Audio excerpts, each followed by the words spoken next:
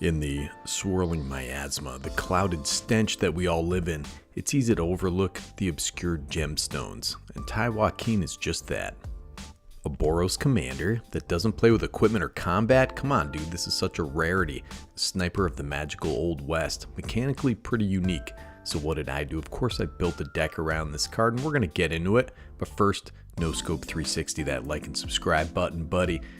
I ain't just spitting into the wind here, you know, this is serious magical business, and this is a sweet deck. If you want to support the channel directly, there's a Buy Me a Coffee link in the description. Thank you to all the kind supporters, including a new hyena named Chris. Alright, here we go. Taii Wakeen, the perfect shot.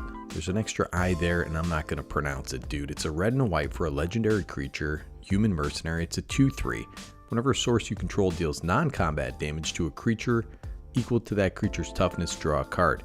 Has X and tap. If a source you control will deal non-combat damage to a permanent or player this turn, it deals that much damage plus X instead. You best keep yourself out of my sights. Not the first girl to tell me that. Man, look at this drip. Quick drip check on this lady. I dig the outfit. Looks Western. You know, we got the fur collar. You got to keep warm at night. Nice looking card. Mechanically, this is pretty unique. So that first ability may trigger multiple times. Say you cast a spell that deals 2 damage to each creature, and 5 creatures have toughness 2, you're drawing 5 cards, buddy. Now the creature also doesn't need to die. Say Brash Taunter is out there. So this guy's 4 and a red, creature goblin. It's a 1/1 with indestructible. When it's dealt damage, it deals that much damage to target opponent. Has 2 and a red tap, Brash Taunter fights another target creature. So you activate Pyrohemia once. It has dealt damage equal to Brash Taunter's toughness, so you draw a card. So these 2 cards are obvious auto includes, although Pyrohemia has gotten a bit expensive.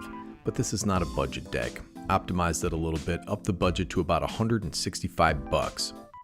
So now the elephant in the room, replacement effects. The owner of the affected permanent chooses the order in which to apply replacement effects.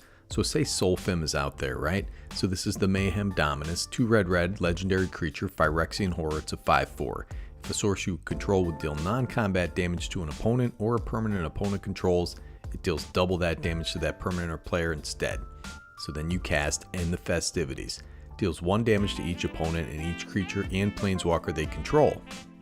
So those 2 things are on the stack, but then you activate Taii Wakeen's ability for 1. So there are 2 ways this could go down.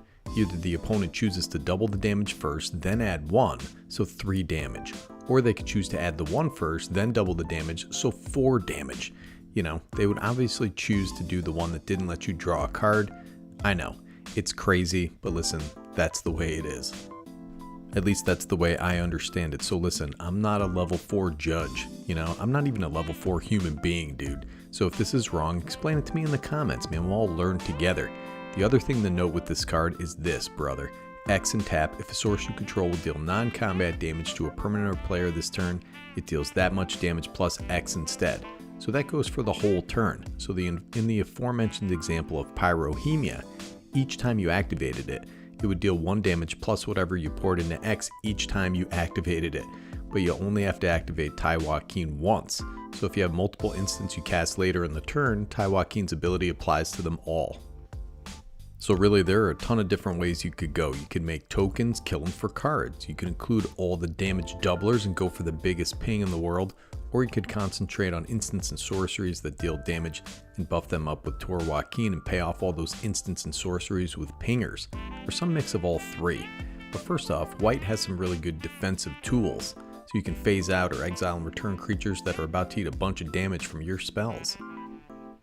Like this guy, the Guardian of Faith. 1 white for a creature, Spirit Knight. It's a 3/2 with Flash and Vigilance.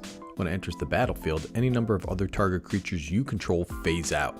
This guy's still pretty affordable at about $4, but is an excellent budget dodge to a board wipe when you don't want to shell out for Teferi's protection. Then you have cards like Eerie Interlude, Ghostway. These are good ways to get your creatures out of dodge with some Pyrohemia triggers on the stack. Ghostway has a bunch of Cybermen traveling through the haze of time, brother. They're smoked up on astral fumes. Now, like we talked about with Pyrohemia, we're doing lots of damage, sometimes to ourselves and our own creatures. So Radiant Scroll Wielder is a good friend to have along. Look at this guy, he's 2 red and a white for a creature. He's a little dwarf buddy. It's 2/4. Instant and sorcery spells you control have a lifelink. At the beginning of your upkeep, exile an instant or sorcery card at random from your graveyard. You may cast it this turn. If a spell cast this way will be put in your graveyard, exile it instead. This guy's protecting us from the flames of Mordor, brother. Then we have this card, fresh out of Eldraine, the Heartflame Duelist. Comes with a little slash, dude, a little adventure. It's an instant. Heartflame Slash deals 3 damage to any target, so that's alright. But you know, the Heartflame Duelist is 1 and a white for a creature human knight. It's a 3/1. Instant and sorcery spells you control have a lifelink. Look at this sweet art, buddy. If I saw this lady bearing down on me, I'd develop immediate diarrhea. And that's better Commander, dude. So then we got our little pingers, the Kessig Flame Breather, Firebrand Archer, Erebor Flamesmith.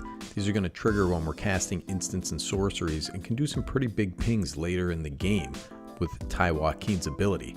Say we cast this card, Tectonic Hazard, right? Then we pump 4 into Taii Wakeen's ability. That's 5 damage off the bat. That sweet ping to each opponent, dude. That ain't bad. Then we got this guy, Ash O'Neil. This guy's like a super pinger. We also pack in Soulfim to double up on non-combat damage. So you have Urabrask out there, legendary creature, Phyrexian Praetor. It's a 4/4 with first strike. Whenever you cast an instant or sorcery spell, Urabrask deals 1 damage to target opponent, add red.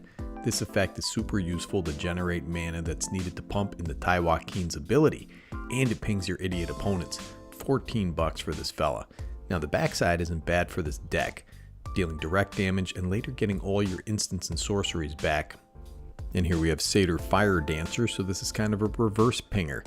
Whenever an instant or sorcery spell you control deals damage to an opponent, this guy deals that much damage to target creature that player controls.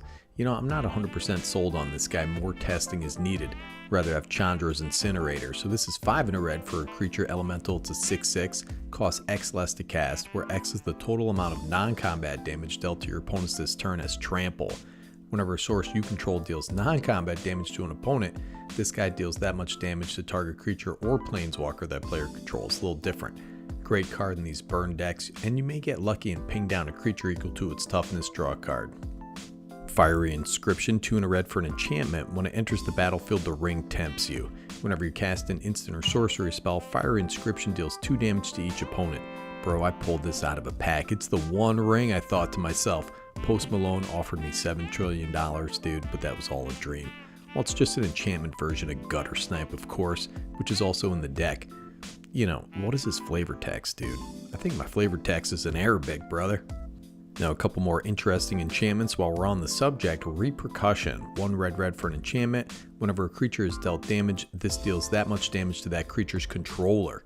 This card had gotten very expensive, but then got reprinted in Enchanting Tales, the Eldraine bonus sheet, and it's about $3. I missed this Metal Hills Have Eyes art from the Urza's Destiny days, dude.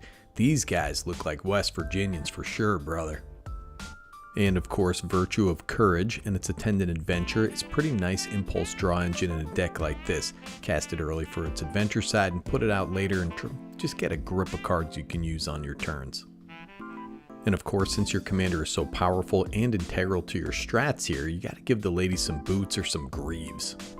And after that, it's about 33 instants and sorceries to deal damage, spread it across the table. There are so many, I'm not going to go over each one, but your commander has 3 toughness, and you can modify how much damage is dealt, so everything is a potential board wipe. You want to be careful about killing your own stuff, of course, so try to prioritize things that target or damages your opponent's creatures and your opponents. Now, there are plenty of cards that specify 2 damage to each creature, so you can use these to kill opponent stuff and hopefully draw some cards. So let's highlight a couple of these cards. You have Smash to Dust, 1 and a red. It's a modal spell, but that last mode is the most important. Deals 1 damage to each creature your opponents control, or you can destroy an artifact, whatever you want, brother. And then you have Fear Fire Foes, weird little card. Damage cannot be prevented this turn, and Fear Fire Foes deals X damage to target creature, and 1 damage to each other creature with the same controller. It's kind of neat. It's another out of the Lord of the Rings. Chandra's Ignition, this can be absolutely nuts, kills all your other creatures, you know, but who cares? It's a sorcery, target creature you control deals damage equal to its power to each other creature and each opponent. Then you have this little Seismic Wave over here, deals 2 damage to any target and 1 damage to each non-artifact creature target opponent controls. This is another that can deal a variable amount of damage. Overall, there are a ton of damage dealing spells and effects that make this a super fun commander, a little challenging to build around but very powerful if built right. I put my list in the description for your perusal, of course. I've seen some token heavy lists that seem pretty sweet out there on Moxfield too, you can check those out. Burn decks are few and far between, and this is an excellent, flavorful commander for that. One shot, one kill, one entire box of goldfish crackers at 10 p.m. dude, and that's dirty bulking, and that's better commander, dude. This is Nikki G, signing off.